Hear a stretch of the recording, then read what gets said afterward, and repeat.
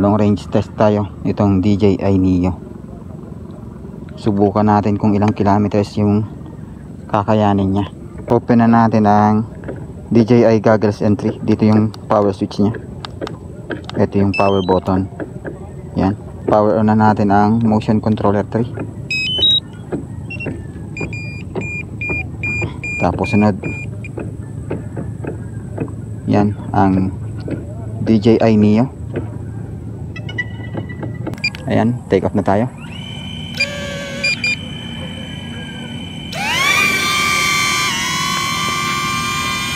Yun, 99%, 32 satellites.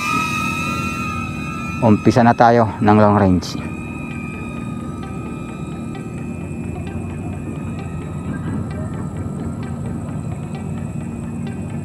Full throttle sa normal mode. So ang gawin ko, pataasin ko lang siya.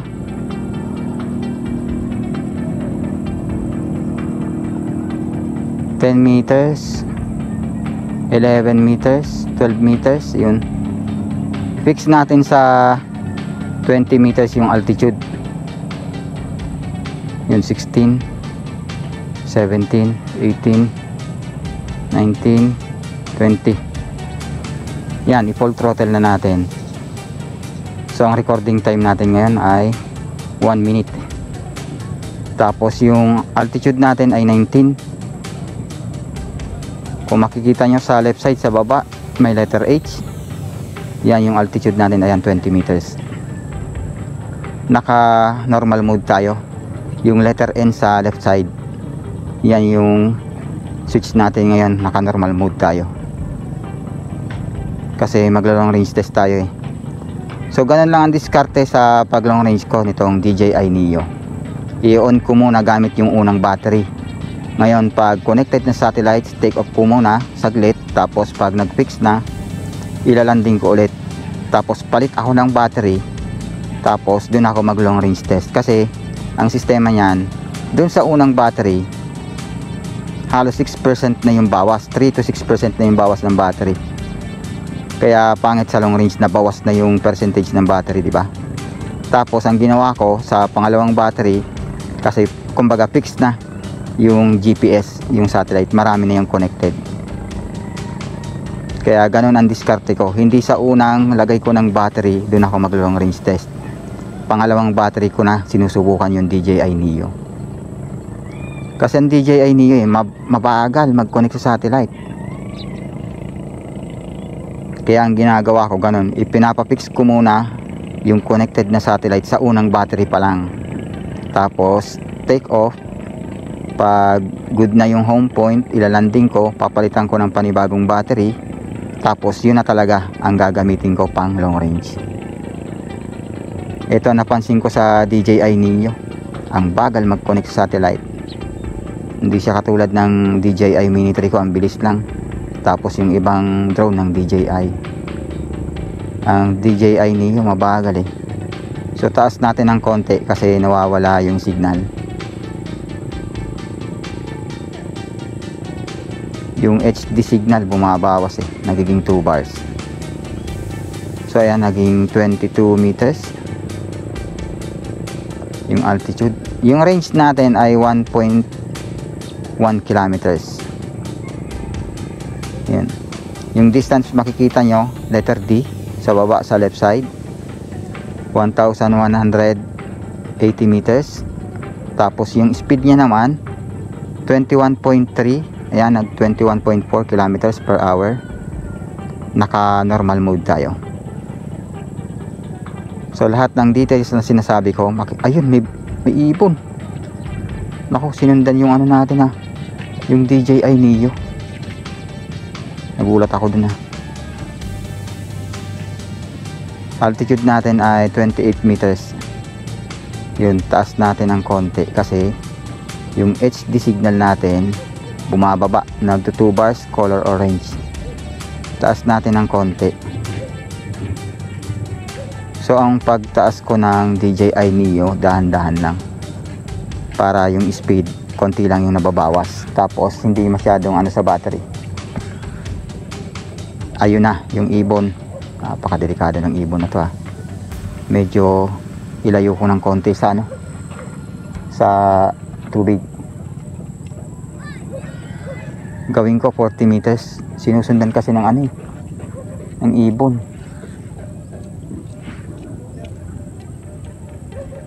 Yun, 40 meters yung altitude. Yun, 68%. 42 meters.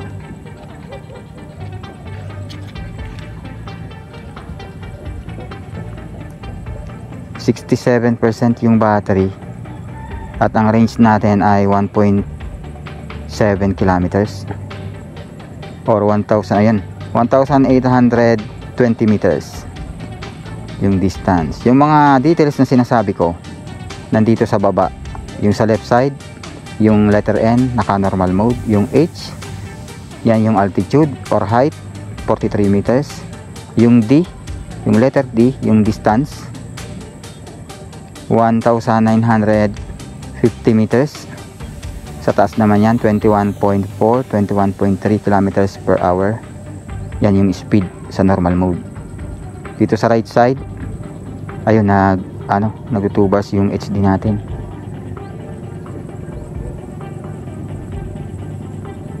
So ayan, cancel ko, ika-cancel ko tong RTH.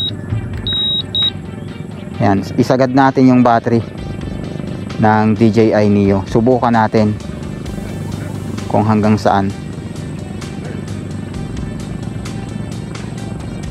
So ayan, yung range ay 2.1 kilometers.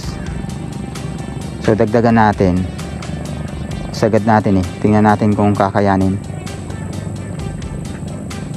2.2 kilometers.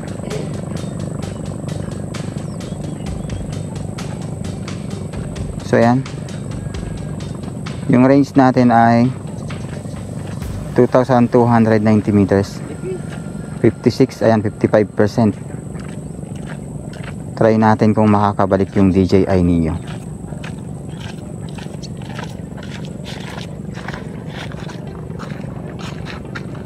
(2.3) yan, 2.4 kilometers. Gawin natin 2.5 tapos i-RTH na natin.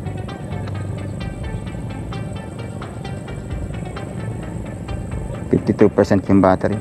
Ayun, 2.5. Auto return na natin.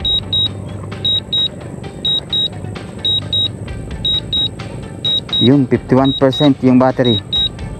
2.5 kilometers yung distance. Yan yung long range test natin para sa DJI Neo. Yung contingency plan ko, kung halimbawa hindi umabot, gagawin ko, ilaland ko kung saan parte dito sa may malapit. Okay lang na hindi umabot dito sa home point, pero try pa rin natin kung kakayanin.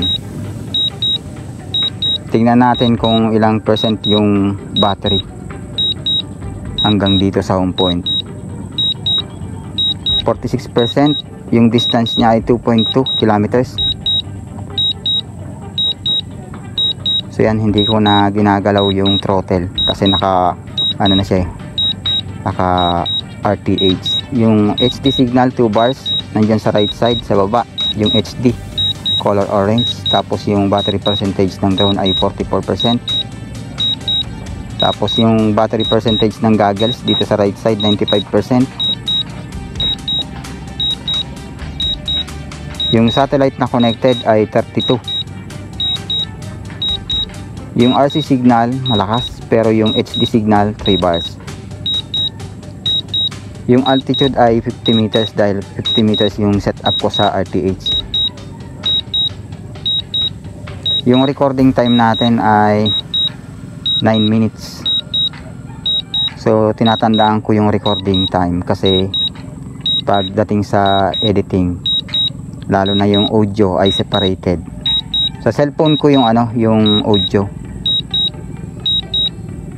yung pag overlay kasi yun ang tinatandaan ko, yung oras. 1.8 kilometers. Tapos ang niya, ang battery ay 36%. Ano kaya kung kakayanin? So sa ganitong ganitong sitwasyon, nakaplano na ako eh.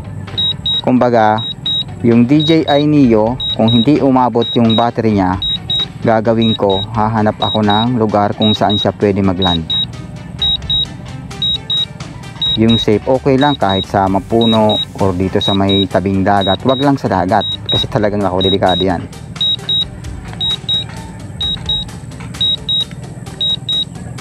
Hindi ko muna i-cancel yung yung auto return. Yung range niya ay 1.5 kilometers. Yung RTH, pag naka RTH siya 22.5, minsan nag 22.7, depende siguro pag mahangin or talikod siya sa hangin. Ayan 28% na lang yung battery. 1.4.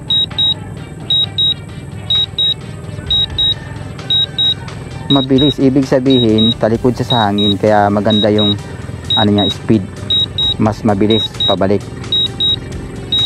So ayan, 1.3 kilometers.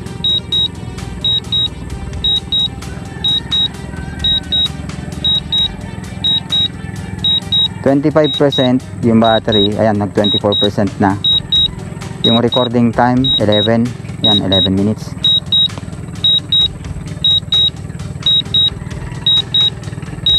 %, yung battery.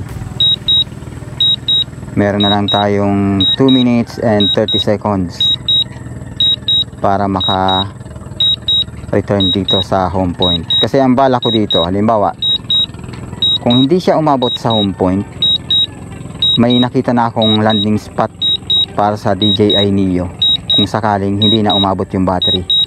Kasi ang problema lang talaga sa DJI Neo, yung battery. Yung range kasi talaga nito alam nyo naman ang DJI, pang long range talaga. Pero ang DJI Neo, hindi siya sinet para sa long range dahil nga maliit, plus yung capacity pa ng battery ganun din, mababa, kaya napakabilis malubat, kaya hindi siya pwede sa long range talaga.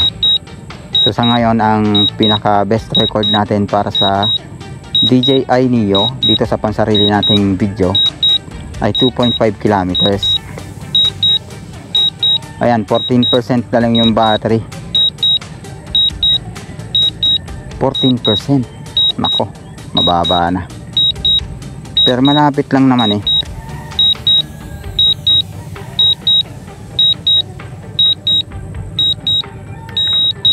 I-manual ko na. Dito na ako. Kasi hindi nakakayanin. Maghahanap tayo. Yun, critical low battery, aircraft landing. Hanap tayo ng lugar. Nako, hanap tayo ng lugar kung saan tayo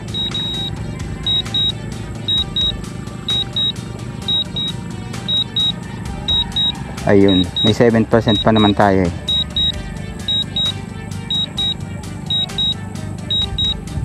6% sana umabot. So ayan, ito yung napili kong landing spot para sa DJI Neo. Avoid lang natin yung tubig kasi mag crash man siya, hindi siya malapit sa may tubig. Ayan, 3%. Baba na tayo. Malapit lang to sa area ko. Ayan, may dumaan pang ibon. 2%.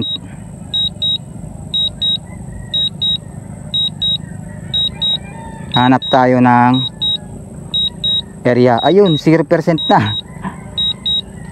Nako, talagang kailangan nating iland dito.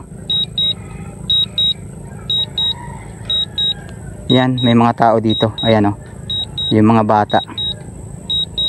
Iland na natin to. Dito na tayo. Halos yung range 449 meters pa yung distance.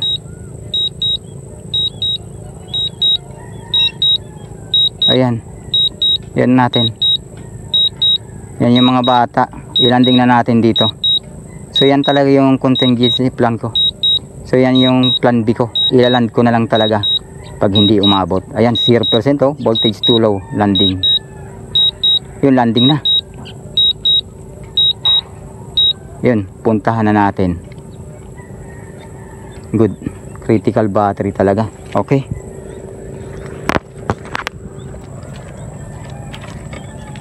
so ayan, puntahan natin yung DJI Neo. Puntahan ko, halos 400 meters pa eh, nasa 450 meters pa yung distance. Sinagad ko talaga yung battery kasi yun nga, yun ang gusto kong masubukan sa DJI Neo, yung range, tapos yung kung gaano katagal yung battery nya. So kahit pa paano nasubukan natin yung tibay ng DJI Neo. Puntahan ko muna, puntahan natin yung drone ko.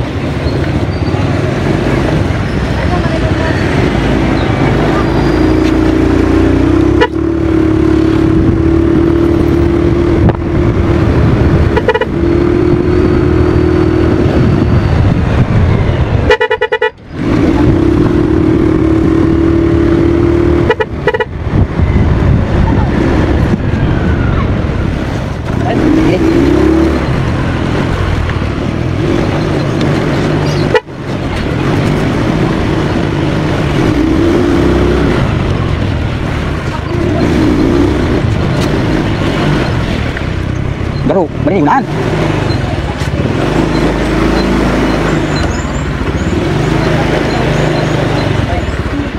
Ayan na sa mga aki. Ayan, malapit na ako sa location kung saan ko siya pinalanding. Halos yung distance ng drone natin dun sa home point ay 400 meters, 400 plus meters. Dito ko na pinalanding kasi ito talaga yung contingency plan ko kung hindi na umabot yung battery niya, kasi low bat talaga eh, 0%, 2.5 kilometers. So ayan, safe landing. Nandito lang siya malapit sa may seawall. So ayan, nasubukan natin sa 2.5 kilometers, di na umabot sa home point, 0% yung battery niya. So ayan, sa susunod extreme wind test naman ang gagawin natin. So ayan, safe landing yung DJI Neo natin, tapos yung home point nandun pa sa may dulo ng seawall. So halos 400 meters, nasa 400 plus meters pa yung distance mo sa home point, tapos dun siya nag force landing, 0% na kasi yung battery. So yan, safe yung DJI Neo natin.